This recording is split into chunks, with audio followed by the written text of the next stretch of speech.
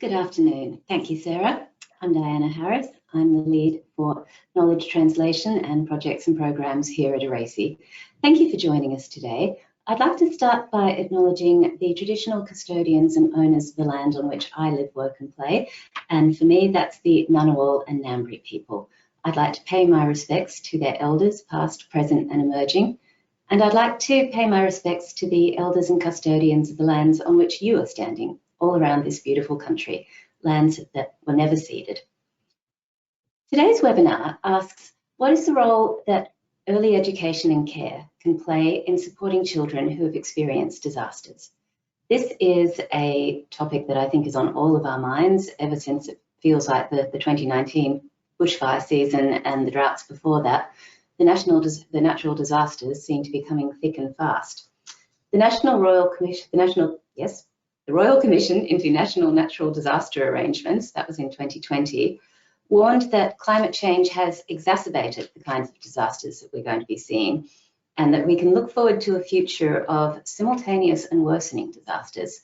And I think we're all seeing that play out.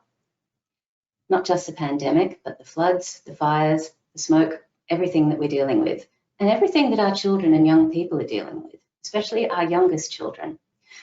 We know that these disasters have an impact on them. We understand some of what that impact is, and we understand that children need help to process, to recover, and to build resilience for whatever might be coming next.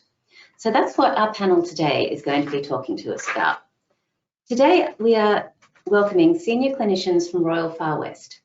We have Billie Newton, Senior Occupational Therapist, Jessica Gengaroli, Senior Clinical Psychologist, and Emma da Roza, Speech Pathologist. Now, this team will discuss their work with children's groups in preschools, schools, parents groups, and with educators, and the work they do to help children process grief, loss, and think about recovery following a major disaster. Billie is an occupational therapist working with children and families in schools through the Royal Far West Bushfire Recovery Program. Billie has a passion for helping children recover through play, connection, and finding their voice. Billie understands the importance of local community collaboration and strengthening the capacities of those people and adults around the child. Billie is trained in regulation, sensory, play, and relationship-based assessment and therapy. Emma is a speech pathologist who is experienced in working with preschool and school-aged children with a range of speech and language difficulties. Emma enjoys supporting children to develop their communication abilities and working closely with families and schools to help them support children as best they can. Emma understands and strives to create the safe spaces where children can work on their goals and build their confidence in communicating and having their voices heard. Jessica is a clinical psychologist on the Bushfire Recovery Project. Jessica works with children's families and schools, supporting them through the range of emotional, behavioural, and psychological challenges that can come out of something like a major natural disaster. Jessica has had extensive experience and training working with those who have been impacted by trauma and loss. Jessica is committed to working collaboratively with children, schools, and families to support their well-being, confidence, and long-term recovery. I'm going to hand over to this team of experienced professionals who will tell us all about the Bushfire Recovery Program and the work that they're doing with schools, with early education settings to help children recover from disaster.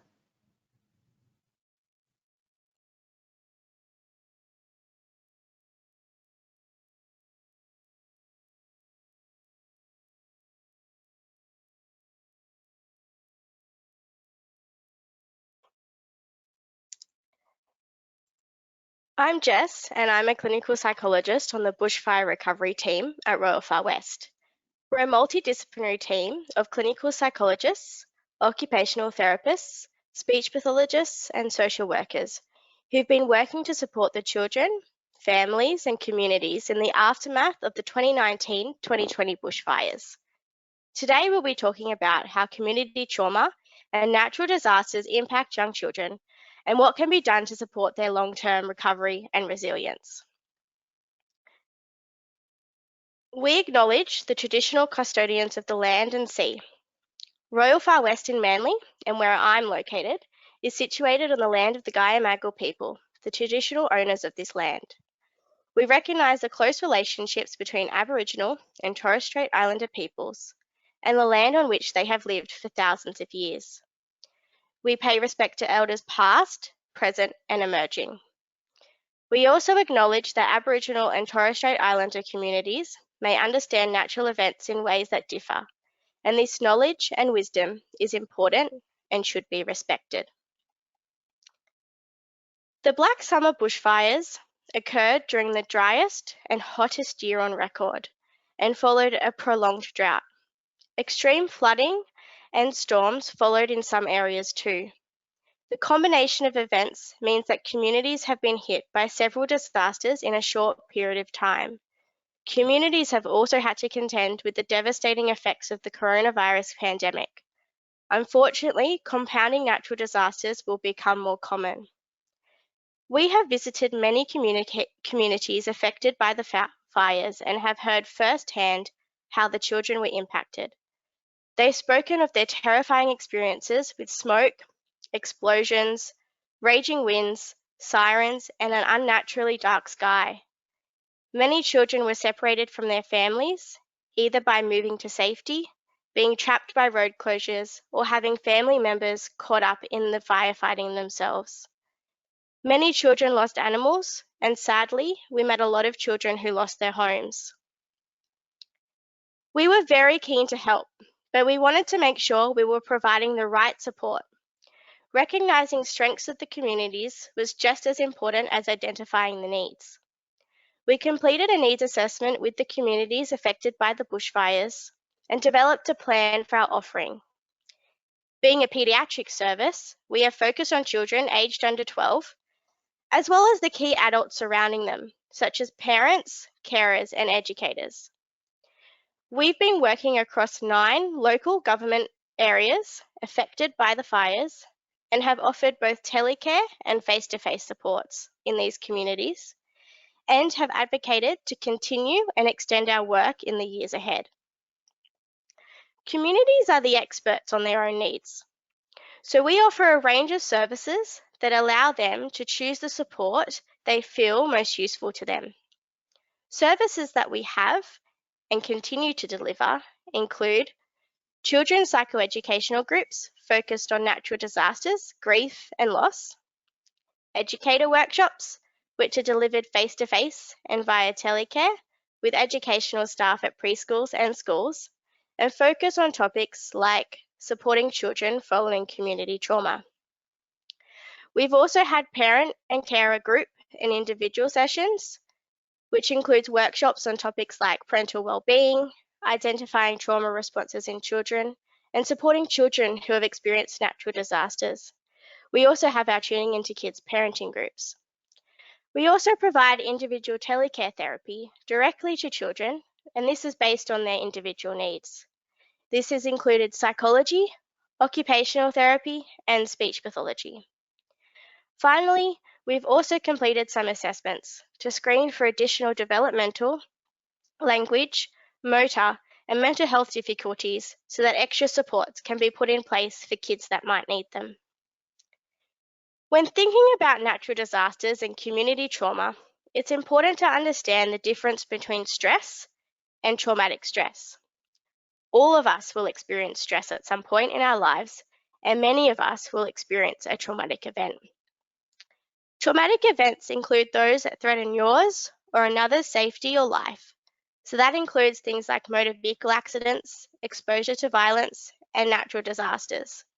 Stress is any experience which requires a change in an individual's typical coping mechanisms. For example, when I'm stressed, I might find it difficult to manage competing demands, and I'll find myself needing to engage in more self-care practices to get through. On the other hand, traumatic stress overwhelms an individual's typical coping mechanisms to the point that it may be causing significant distress and/or interfering with their functioning in some way.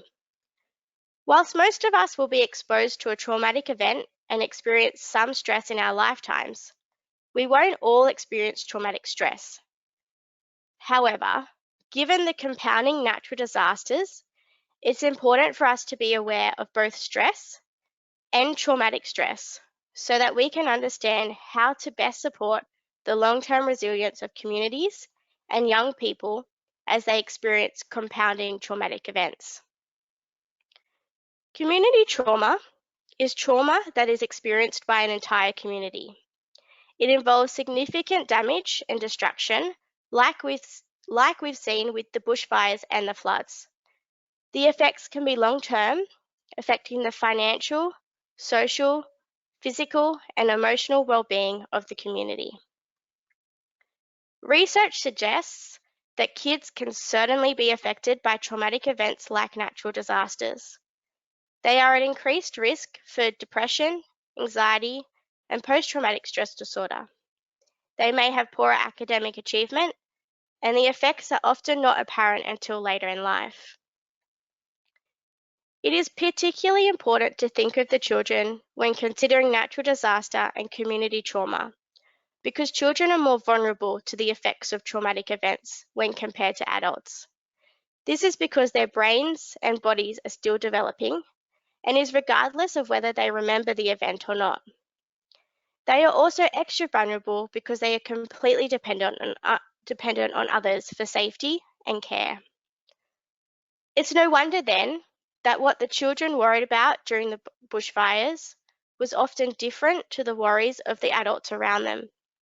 Whilst adults were most concerned about injury and threat to their own and their children's lives, children were most concerned about being away from their parents, who they rely on for care and protection.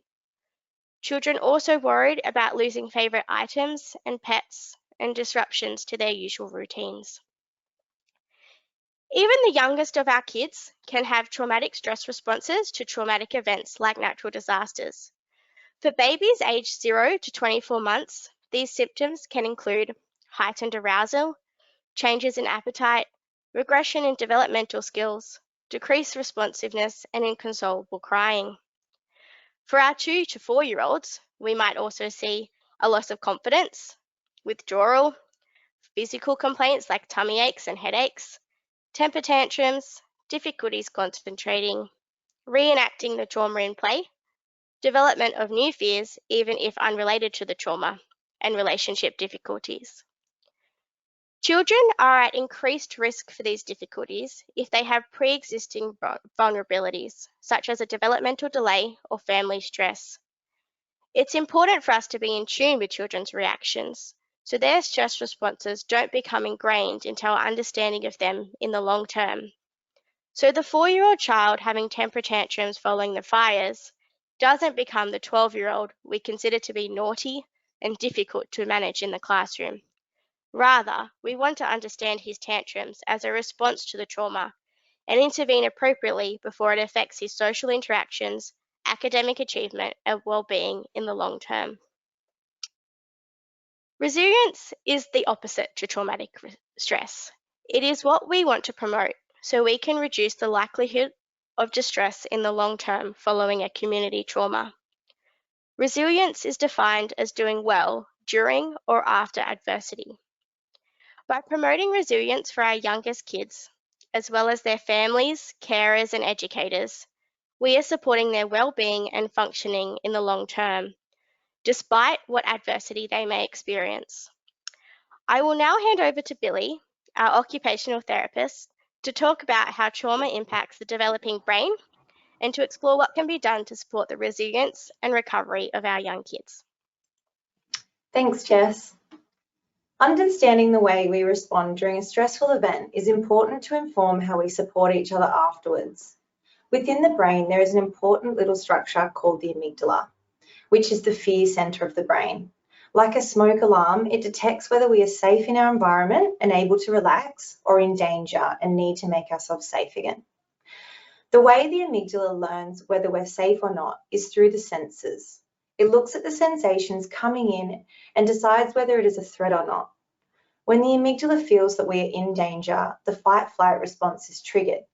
A few things happen. Chemicals are released that get our bodies ready for action, to run away or fight, leading to an increased heart rate, respiration, and muscle tension.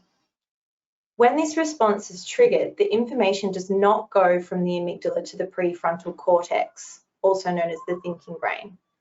This means that the action or behaviour that results from the fight-flight response is involuntary. We have not been able to make a decision about moving away, our body just does it. If we waited for the message to go to our thinking brain first and get processed to make a rational response, we would find ourselves in more danger. It is protective for the body to react first and then think later when you're safe again. The more the body's stress response is activated, the easier it becomes to trigger even in the absence of danger, and the harder it is for the thinking brain to shut it off. This can happen from prolonged exposure to an event, such as the bushfire threat stretching for 3 months, or repeated exposure to traumatic events, such as bushfires, then flooding, then a pandemic. This is in an attempt to next prepare the body for threat. Some of the things we might notice in young children are increased hypervigilance and sensitivity to detect danger, for example, more sensitive to loud or unexpected noises, sights or smells. We might see changes to the body's regulatory systems, for example, difficulty with sleep, digestion or toileting. We might see them showing signs of being in a heightened energy or emotional state by quickly moving into or staying in a fight-flight state.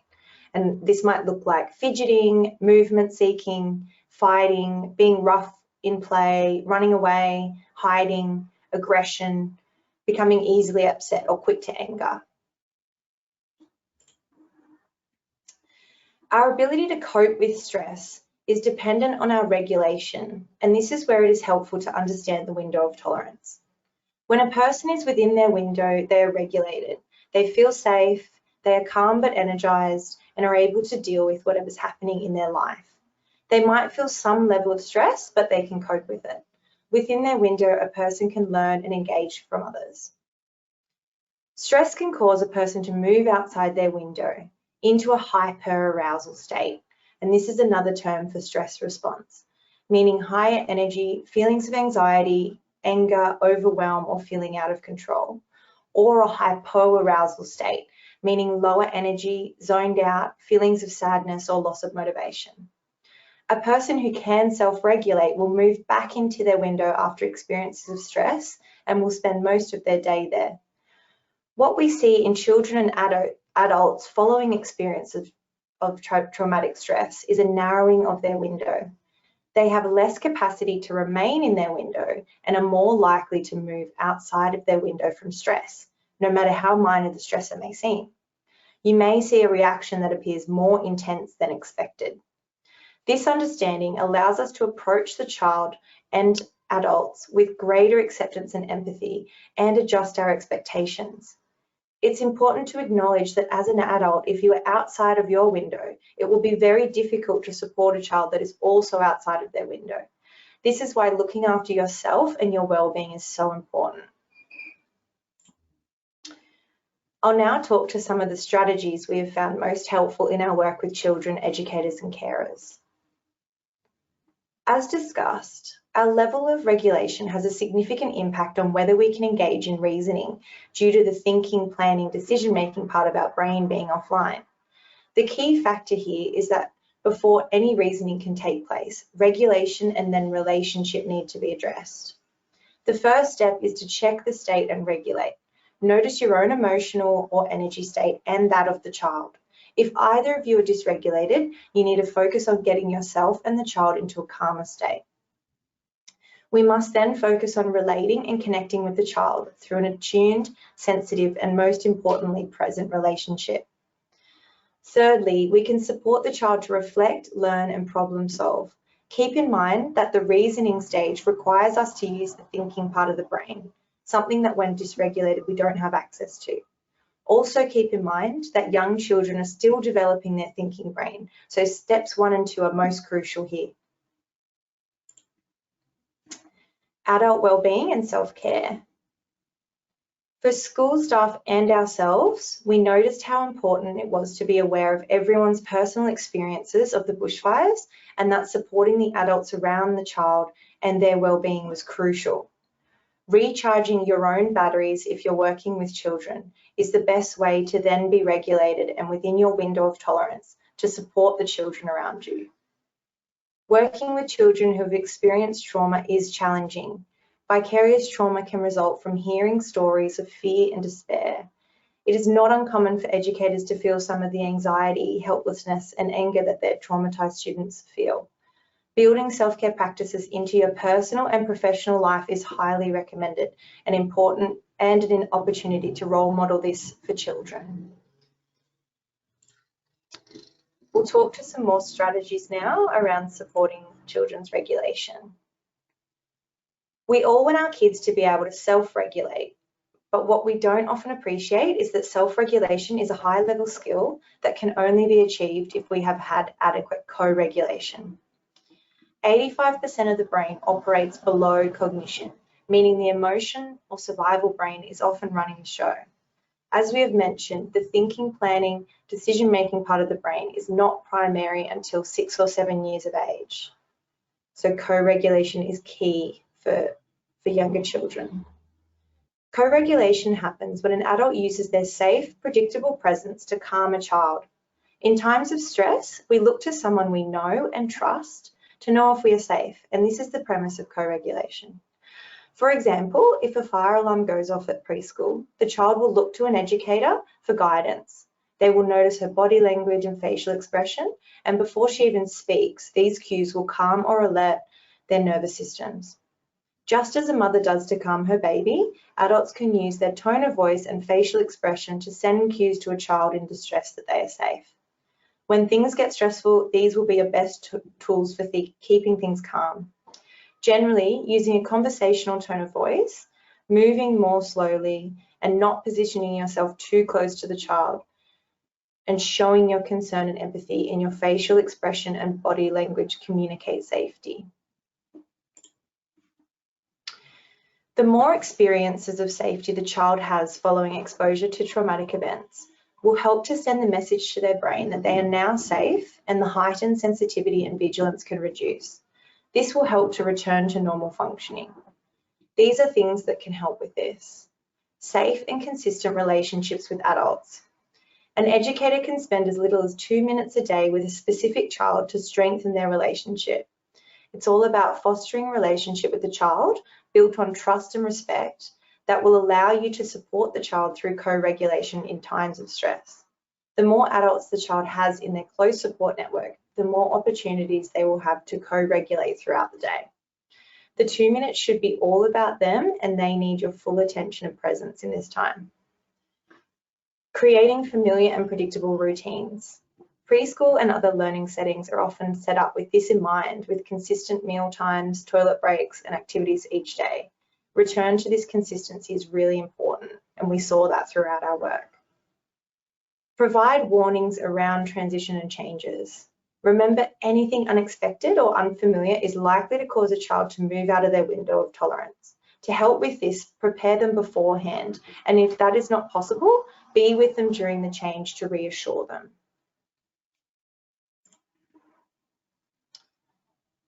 Play provides an important opportunity for children to express themselves and trauma-related experiences, along with reminding them that they can have fun and just be kids. Child-led play is an ideal way for adults to engage with children. It requires the adult to tune into what the child is communicating, thinking, and feeling without distraction. When adults observe or join children in play in this way, they are given a unique opportunity to see the world through the child's eyes. This practice in taking the child's perspective can support adults to reflect on the child's experiences and needs. Having options for different pretend play experiences might allow the child to explore the event, process their feelings and thoughts about it, test out different responses, and close the event. They can leave the play and return to it another day, going at their own pace. In this way, it can be contained so that it doesn't become overwhelming. Using different types of play.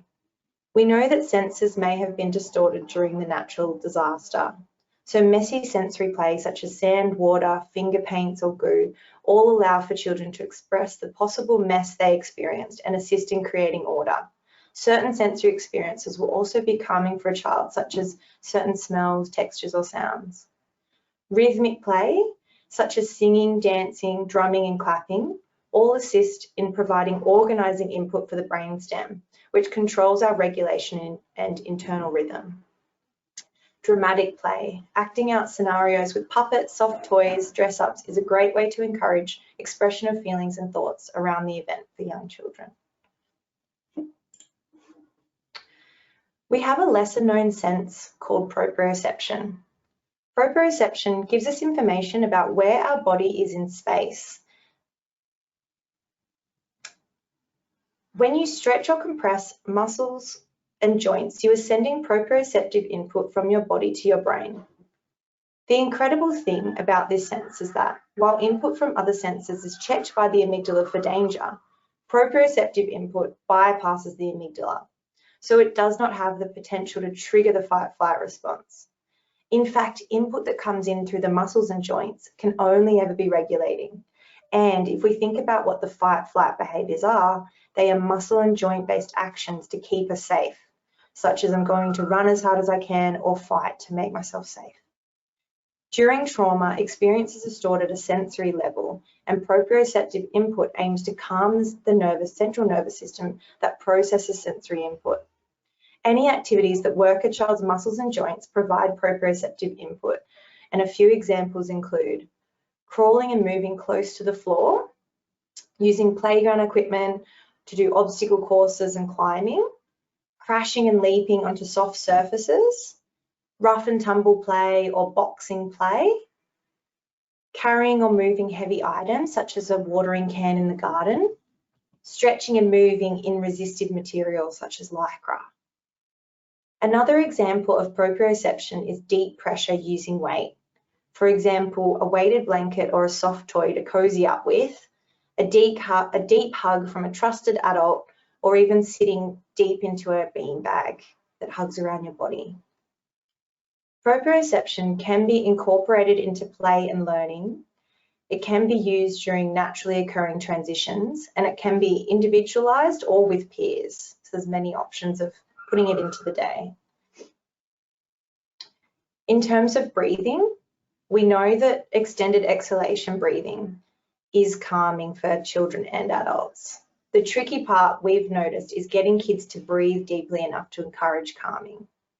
And the trick that we use to ensure there is a visual cue for both the child and adult that the breath has a long exhalation. So activities like blowing a bubble mountain, which you can see in the picture, or blowing a ping pong ball through a straw. We've seen those to be helpful with preschool age children in encouraging them to lengthen the exhalation and calm from breathing. We have discussed strategies that will be helpful for all children in recovery.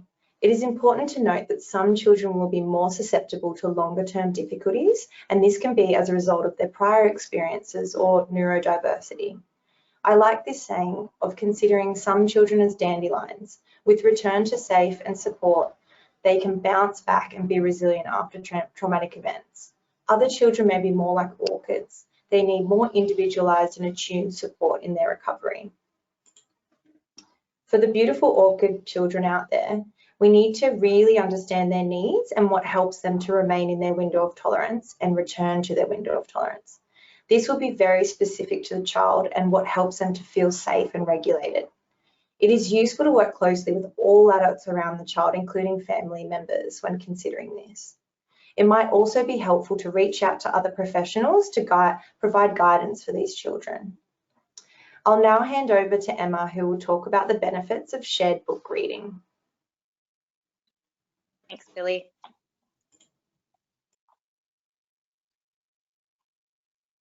Just get you go to the next slide, thanks. So shared book reading is wonderful for developing language, speech sounds, joint attention, and social skills. It can also be fantastic for helping children process traumatic or difficult events. Here on the next slide, Billie, we can see that books, especially disaster-related ones, are also great for learning narrative structure, developing agency, emotional development, building connection, and containment. So let's look a little bit deeper into these areas. Narrative structure highlights that stories have a beginning, middle, and an end, which provides a sense of hope for children that a disaster will also end. Narratives focus on problem solving and highlight those who can help. for example, firefighters, SES, community members, and adults who keep the character safe. Stories also support language development through exposure to vocabulary and sentence structure. For example, Birdie was feeling scared because he heard loud noises that he wasn't used to. Or Birdie was sad that he lost some feathers, but loved the new ones that his friends got for him.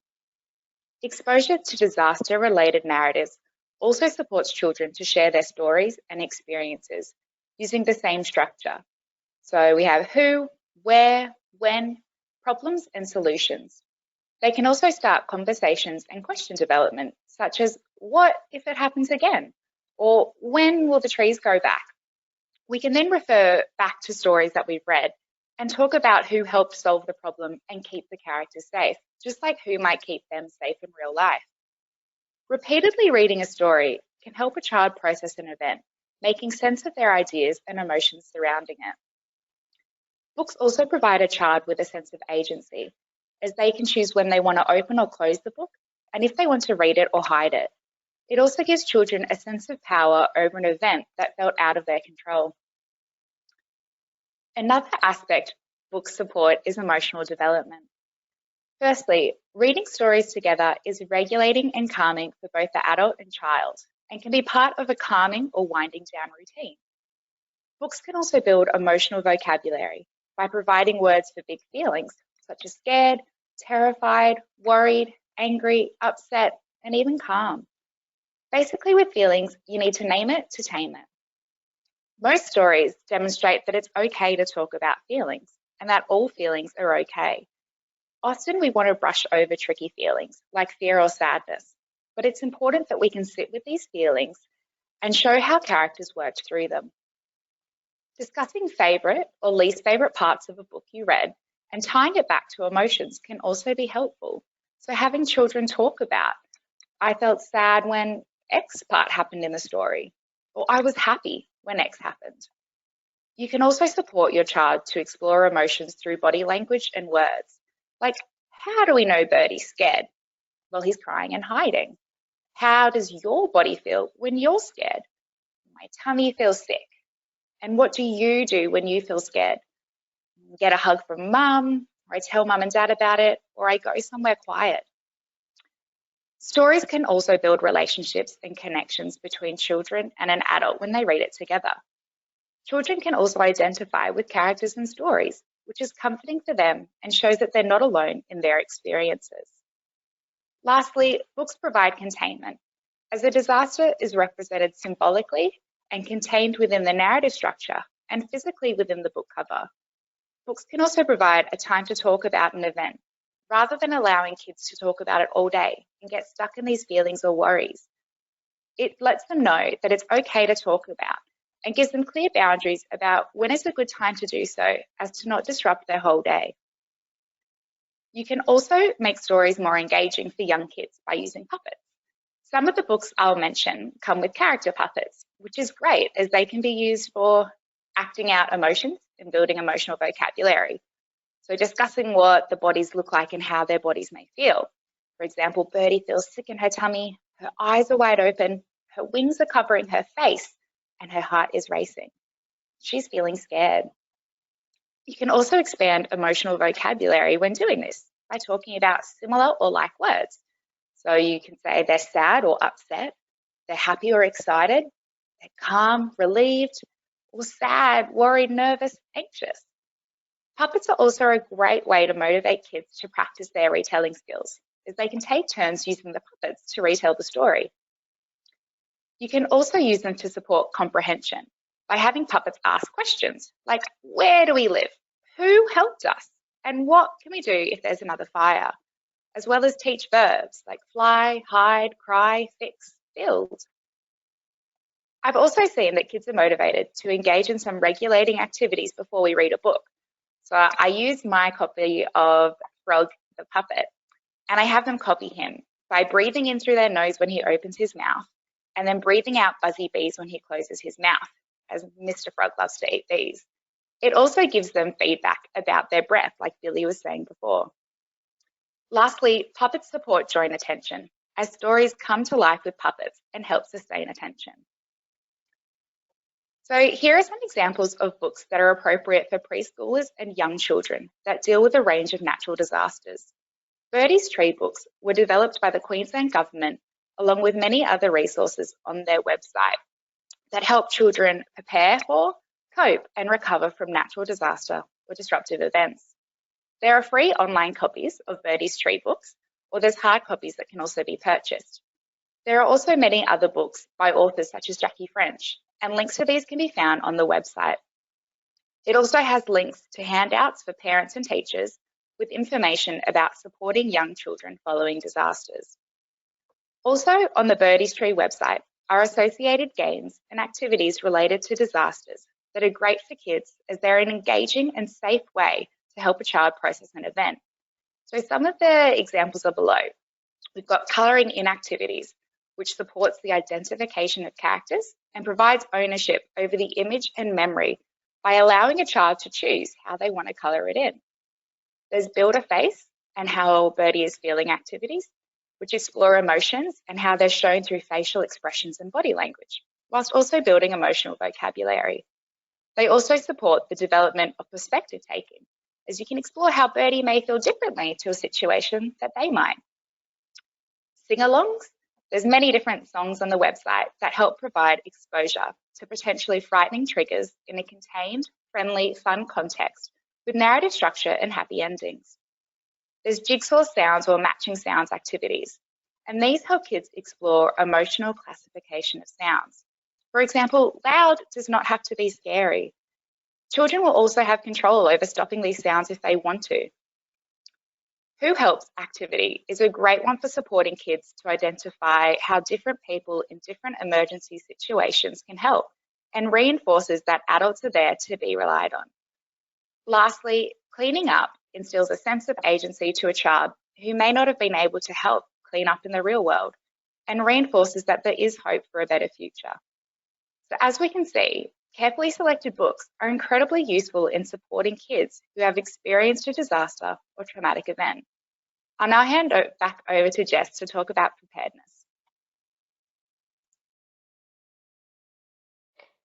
Feeling prepared, informed, and in control to manage future disasters has been found to be incredibly important to supporting long-term resilience and recovery for children as well as adults.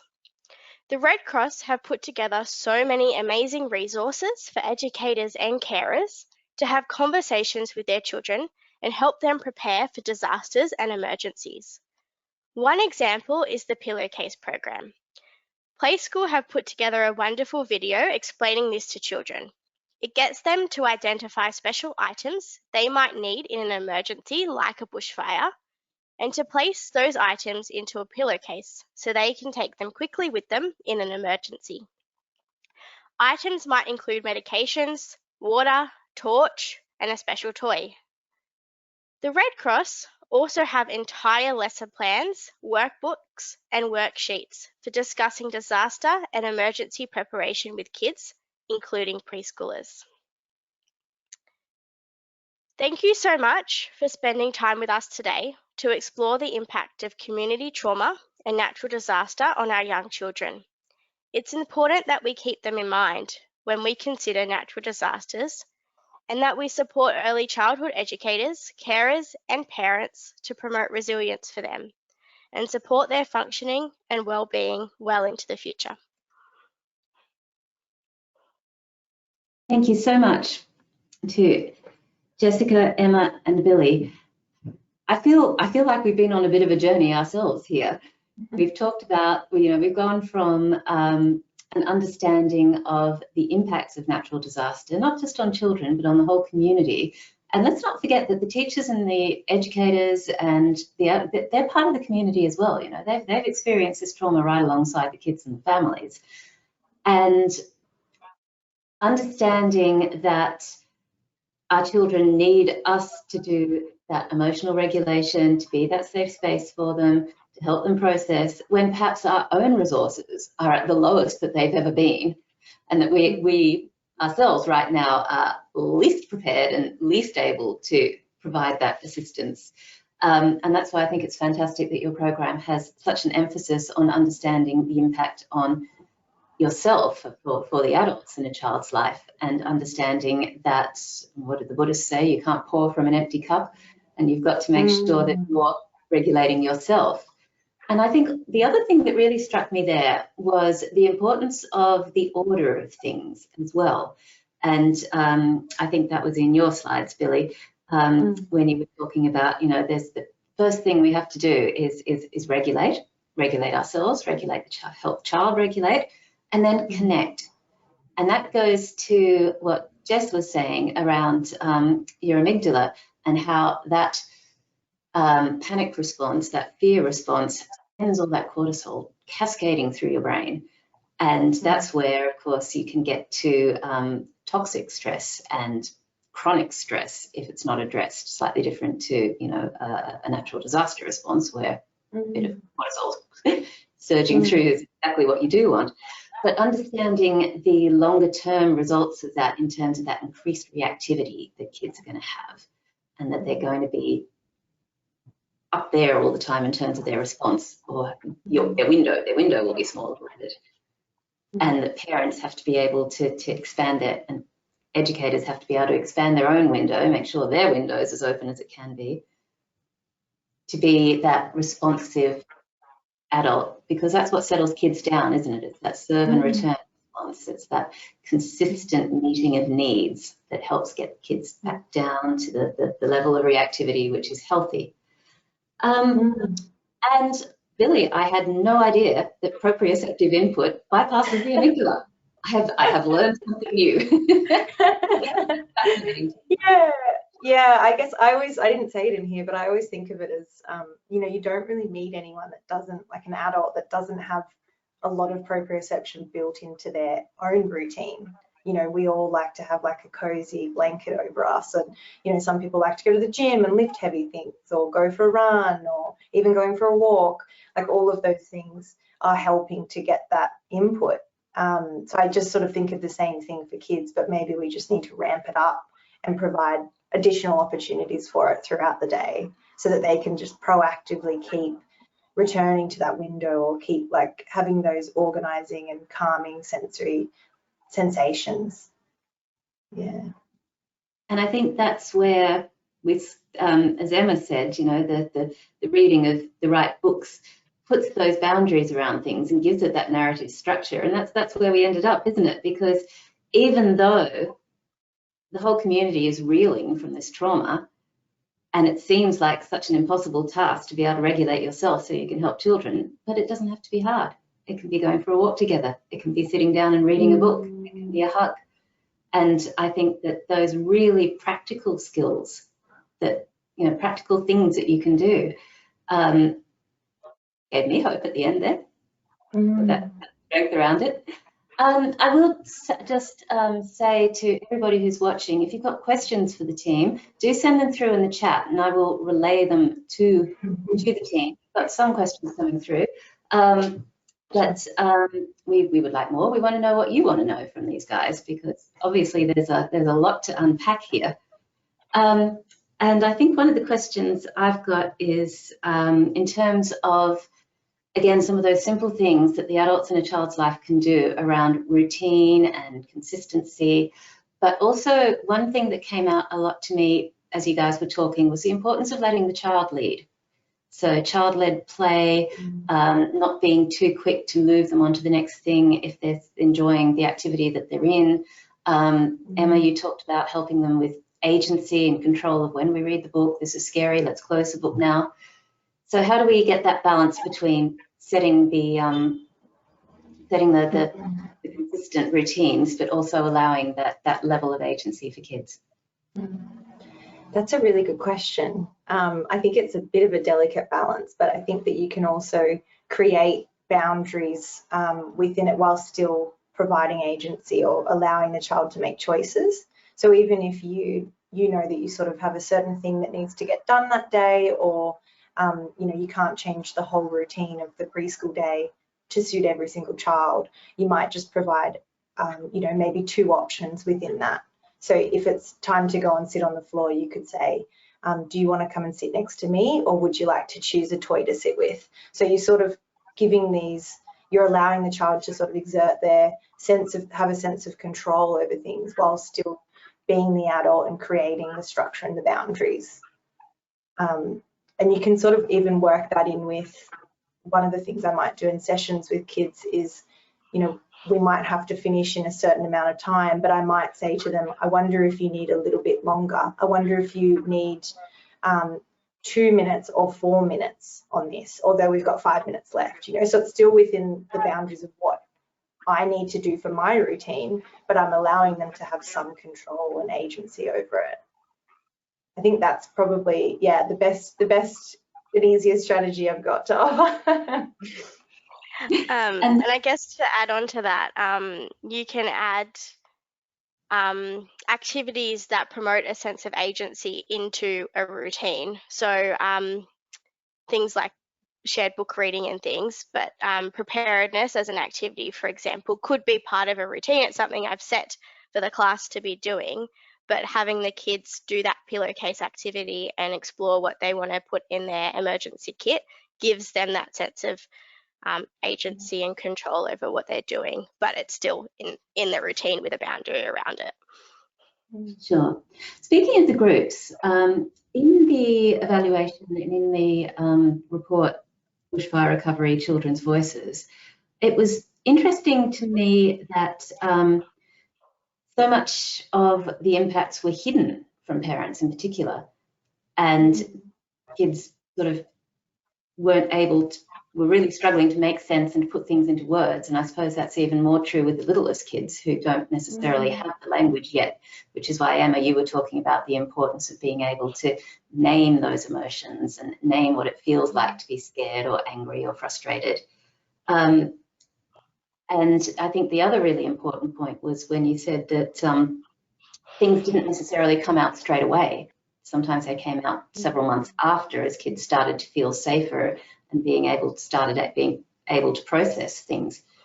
So that's thinking about early educators, for instance, because we know from our last webinar just how important early education and care can be in providing a stable place for kids and a sort of mitigating factor for when things are wobbly.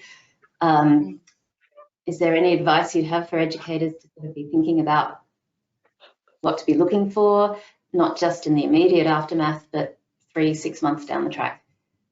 Jessica, you talked about, you know, we don't want the traumatized 4-year-old to become the 12-year-old. How can we recognize and respond to those kids' needs? Yeah, so I think looking for those key symptoms that I listed earlier, so things like increased temper tantrums, hyperarousal, just different to what they might have been previously. And I think part of it is just being really aware and taking a step back and going, maybe this is linked to something. Maybe this is linked to their experience of the fires or the floods or whatever else might have gone on for this child, rather than thinking, oh no, they're just gone haywire for whatever reason. And I think just having that awareness is a huge step in the right direction, because we suddenly understand this kid in a different light, and then able to kind of seek services or support. But just educators being that really safe person and responding in a really calm manner to anything that might come up would be a hugely helpful response for these kids and the families. So we've got a question from the audience, which is around how do we provide that early intervention support for students or children with trauma? And I think, does that go to the slide that we had where it was first regulate, then connect, then process?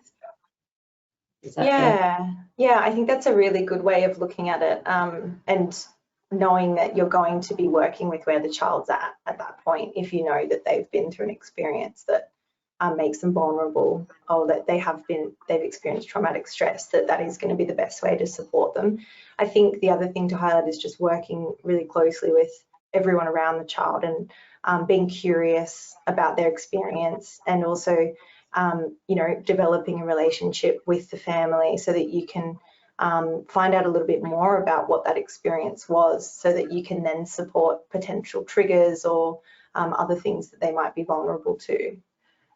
Another thing I was just thinking for the question you asked Jess earlier is, we've definitely noticed that there's certain kids that a way that you can sort of see who's going to be impacted longer term are definitely those kids that potentially have experienced more than one thing in a row, and that doesn't necessarily have to mean bushfires, floods, COVID. What we've seen with a lot of families is that the bushfires happened and then they might have been, you know, out of their home or moved to a different place, so there's a change of school, change of friendships, change of community, or, you know, there's been separation in the family, and there's these secondary things that are happening, whether it's 1 year later, 2 years later, and those are the kids that we're noticing now are really needing some extra support, and they might have been seemingly coping okay with the support given at the time. So yeah, I think it's just really being aware of how they're going over time and the other things that might have happened.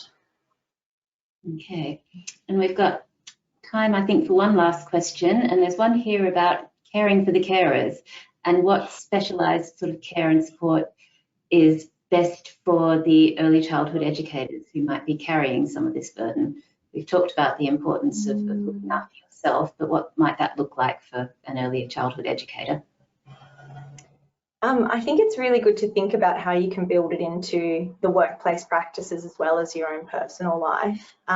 Some of the things we might do with educators when we talk to them is get them to identify, you know, what things do they really enjoy doing, and even look at it through a sensory lens and say, oh, okay, actually I really love to go to have a shower, and that's actually something that makes me feel calm. So I want to make sure that I can, you know, do that before bed every night. Or the other thing they might do is look at their values as a whole. There's quite a few different really good websites, which I'm happy to send through after, that might allow them to, you know, do a survey and look at, okay, what are my values? What are the main values that I have? And then help them to identify what's going to be most beneficial for them to prioritize in terms of self-care, which is in line with that.